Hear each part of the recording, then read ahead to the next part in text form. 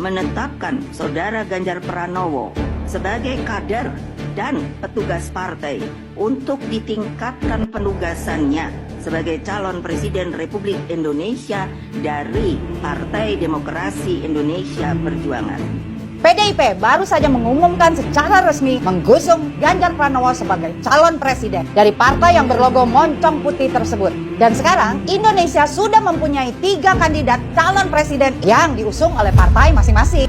Ada Pak Prabowo Subianto, Anies Baswedan, dan Ganjar Pranowo. Iya, yang jelas saya tidak akan mendukung Ganjar Pranowo karena baru jadi capres saja sudah merugikan negara sebesar kurang lebih 3,5 triliun. Apalagi jadi presiden. Tahu nggak sih kalian di saat Indonesia gagal gelar Piala Dunia U20, Indonesia telah dirugikan sebesar 3,5 triliun lebih. Dan kerugian itu tidak akan ada di saat kalau Ganjar Pranowo tidak menolak timnas U20 Israel untuk datang ke Indonesia. Apalagi beliau hanya sebagai petugas partai. Karena menurut saya, Indonesia sekarang membutuhkan petugas rakyat untuk menjadi presiden. Karena menurut gue 11-12 lah sama Anies Baswedan. Keduanya bukan pendiri partai atau pemimpin partai. Tapi bukan itu sebenarnya poin gue dalam video ini. Masih ada yang lebih penting yang harus kita perbaiki dan perhatikan. Contoh, kereta api cepat mega proyek Jakarta-Bandung. Gue pinjam istilahnya dulu Bang Denny Siregar. Izin Bang. Mari kita bongkar semua. Ternyata di tahun 2016, Cina juga membangun proyek kereta cepat yang menghubungkan kota di perbatasan Cina Boton di Tenggara Cina ke ibu kota Laos Vientiane dengan jarak 414 km. Ayo kita lihat perbandingannya antara kereta cepat Laos di Cina dan di Indonesia. Kereta cepat yang menghubungkan negara Cina dan Laos dibangun pada tahun 2016 dan sudah beroperasi pada Desember 2021. Sementara proyek kereta cepat Jakarta-Bandung juga dibangun pada tahun 2016. Tapi sampai sekarang belum juga selesai. Kereta cepat Tiongkok-Laos memakan biaya anggaran sebesar 6 miliar US dollar atau setara dengan 85 triliun rupiah.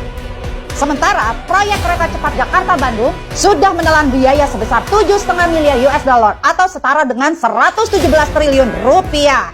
Rel kereta Vientiane-Buten panjangnya mencapai 412 km.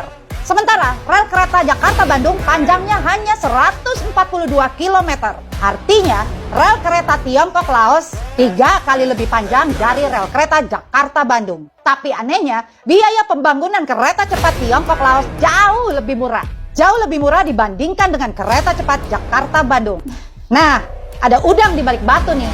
Untuk bapak-bapak KPK yang di dalam gedung sana, ngapain aja selama ini? Hah? KPK jangan sok sibuk deh, yang hanya ngurusin kasus OTT aja yang nilainya hanya 1 miliaran. Kalau kayak gitu, kepolisian wilayah sektor juga bisa.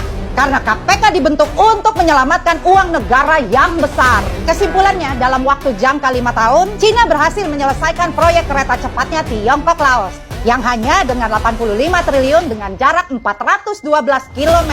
Dalam waktu 5 tahun semua selesai dengan tepat waktu. Dan yang pasti tanpa korupsi. Karena siapa yang tidak kenal Cina dengan hukuman matinya untuk para koruptor? Maka dari itu tidak ada yang berani. Terus bagaimana dengan proyek kereta cepat Jakarta-Bandung? Kesimpulannya, disinilah kita sebagai rakyat membutuhkan petugas rakyat untuk menjadi presiden. Ingat, carilah petugas rakyat, bukan petugas partai. Salam Indonesia Raya.